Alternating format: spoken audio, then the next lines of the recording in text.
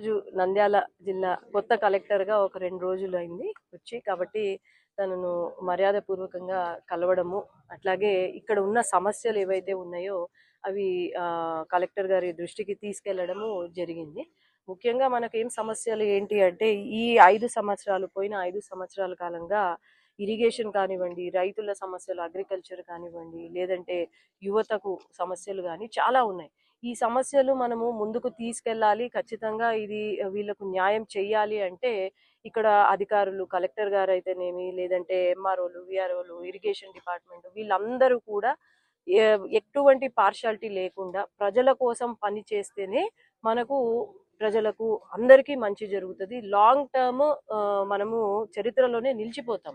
ఎందుకంటే ఈ 5 సంవత్సరాల కాలంలో ఎన్నో కష్టాలు పడినారు. ముఖ్యంగా రైతులు, వాళ్ళకు నీళ్లు లేక పంటలు వేసుకోలేక చాలా నష్టం జరిగింది.